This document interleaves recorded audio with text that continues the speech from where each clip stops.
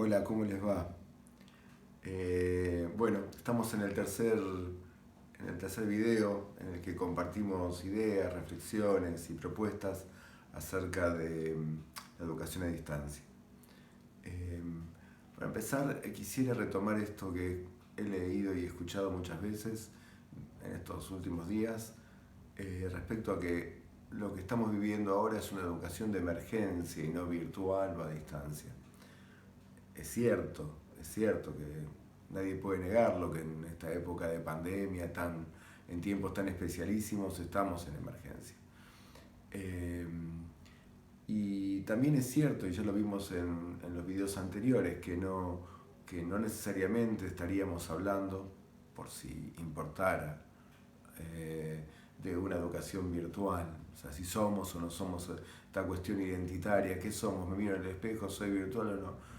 Por eso a mí me gusta más llamar educación a distancia, porque efectivamente la distancia es absolutamente indiscutible y que estamos a distancia y que hay un espacio y que hay un tiempo en el que no nos encontramos. Pero quería volver a esto de la emergencia y que la emergencia, bueno, por un lado representa la situación de que todos vamos con lo opuesto a trabajar y hacemos lo mejor que podemos desde nuestra casa. Eh, pero sin embargo quisiera abordar la emergencia no, a ver, desde un lugar en el que la emergencia no sea un obstáculo para la mejora, para hacer bien las cosas o para hacerlas mejor. Un poco estos momentos de reflexión intentan retomar esta cuestión de la mejora, de que la mejora, hay una mejora posible de nuestras clases, hay una mejora posible en la emergencia. En la emergencia uno puede hacer cosas buenísimas también. Claro que es difícil, claro que es un montón de trabajo, claro que sí. Bueno, también es cierto que estamos solos. Y un poco lo que vamos a hablar hoy, como hemos abordado la vez pasada, es distintos recursos o estrategias que conocemos, que no tienen que ver con manejar mejor o peor la plataforma, sea Zoom, sea Meet, sea Jitsi o la que fuere, sino con cuestiones que tienen una raigambre pedagógica, con lo que sabemos hacer, con lo que venimos haciendo, con lo que veníamos haciendo. ¿Bien? En este sentido, me parece importante volver a retomar la idea de la distancia. Eh, Hannah Arendt decía que educar es hacer lugar a las nuevas generaciones, que las viejas generaciones tenemos la misión y la obligación de hacer lugar. Claro, cuando el lugar es demasiado, cuando hay demasiada distancia, hay una especie de bache importante. Y por eso hablábamos de construir presencia y por eso hablábamos de distintas estrategias para acercarnos a las soledades que nos miran desde detrás de las pantallas. Bueno, eh, a mí me parece que eh,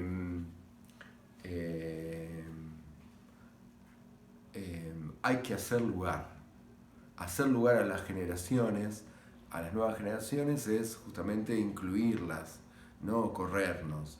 Y en ese sentido, a pesar de la emergencia, vamos a hablar de algunas estrategias para hacer lugar, para en todo caso ver cómo podemos acompañarnos y construir mejores clases aún en estas circunstancias. Uno de los temas que a mí me parece relevante es eh, la buena pregunta. La buena pregunta y el buen desafío. ¿Cuál es una buena pregunta? Una buena pregunta es una pregunta que no tiene la respuesta implícita. Una buena pregunta es una pregunta donde el que formula la pregunta y el que la recibe no sabe exactamente cuál sería o por dónde andaría la respuesta que espera el que preguntó. Y una buena pregunta o un buen desafío interpela, pone en movimiento la inteligencia del otro. Philippe Merier hablaba de que muchas veces nosotros en los distintos niveles educativos, él habla en la escuela, pero yo lo extiendo a otros niveles educativos, muchas veces nosotros lo que hacemos es enseñar respuestas, las respuestas que filósofos o científicos fueron dando a esas preguntas iniciales, pero nos olvidamos de dar la pregunta. Bueno, volvamos a esas preguntas. Recuperemos esta cuestión epistemológica, si se quiere, para decirlo en difícil, pero real, esta cuestión de lo originario, de aquello, del Big Bang de cada una de las disciplinas que estamos enseñando. Y hagamos esas preguntas para que los alumnos encuentren respuestas. Y aquí nos encontramos con algo que a mí me parece relevante.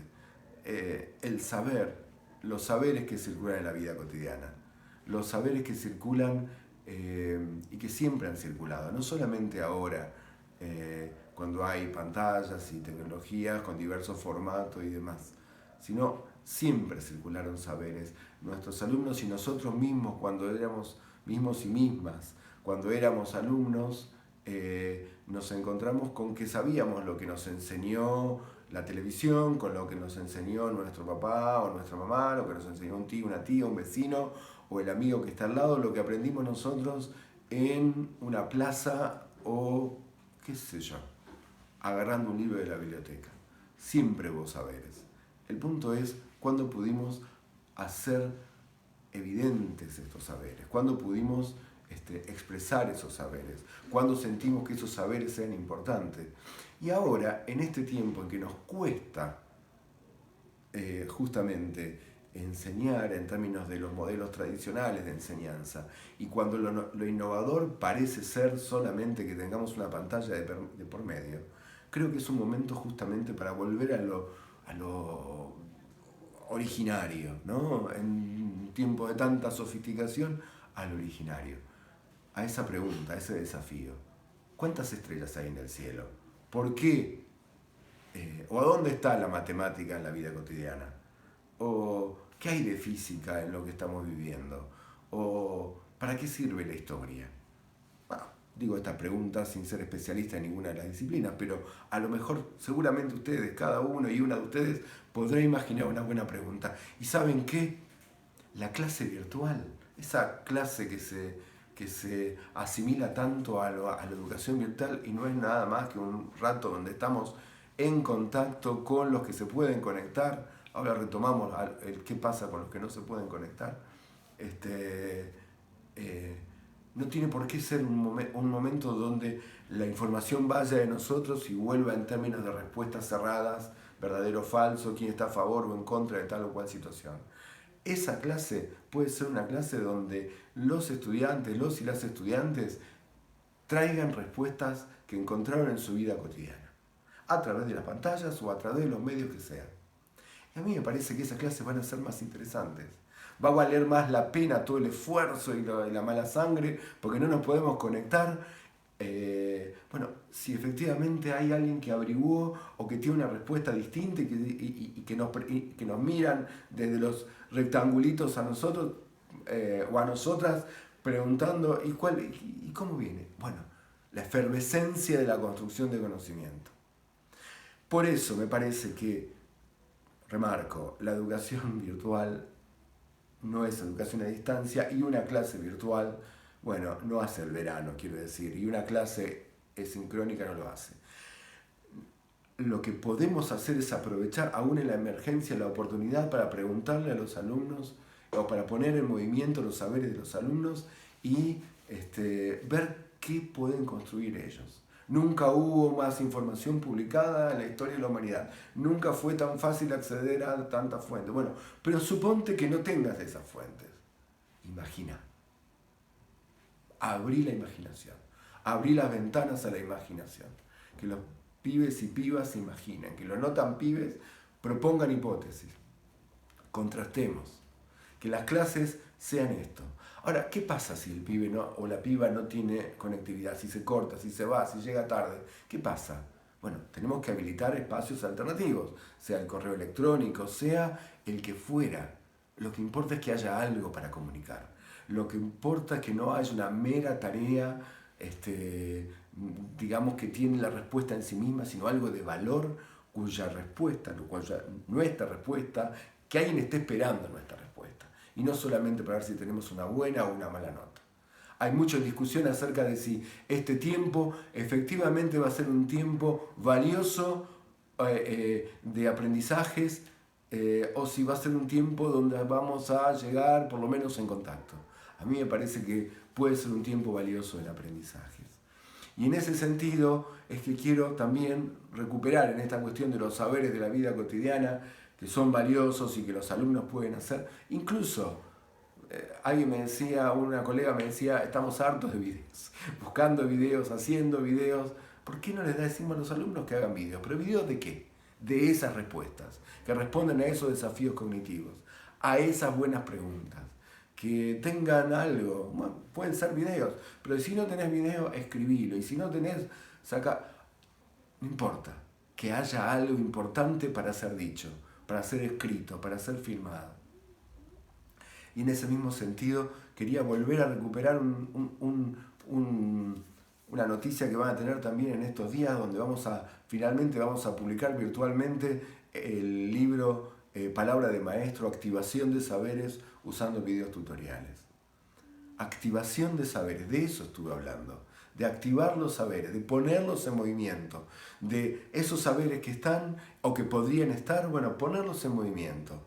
El libro dice, usando videos tutoriales, claro, nos va a convocar a otra charla, la de ver cómo la educación a distancia y los videos tutoriales están relacionados. Pero suponte que no tengas conectividad. Suponte que, no, bueno, activa el saber que está anidando ahí a la distancia, en la casa, en la cabeza, en la imaginación, en el libro, en donde sea. Activar en términos de ponerlo en movimiento y activar en términos de patrimonio para el aprendizaje, para la enseñanza y el aprendizaje. Activar saberes, ponerlos en movimiento, que se sientan parte y no solamente que nos sigan desde atrás con lo que esperan o intentando saber qué es lo que nosotros estamos esperando. Activar saberes, pensar en buenas preguntas. No es fácil formular una buena pregunta, no es fácil formular una buena consigna. Bien, nada que ver con la tecnología, nada que ver ni con el Zoom, ni con el Jitsi, ni con el Teams, ni con el Pirulo. Pedagogía, nuestras herramientas, nuestra valija de herramientas, que aún en emergencia podemos abrir y volver a empezar a recuperar aquello con lo que sí estamos familiarizados. Emergencia, un buen momento para activar, para ponernos en movimiento y para poner en movimiento los saberes de todos. Bueno, espero que les haya parecido interesante, que los y las haya acompañado. Nos seguimos viendo.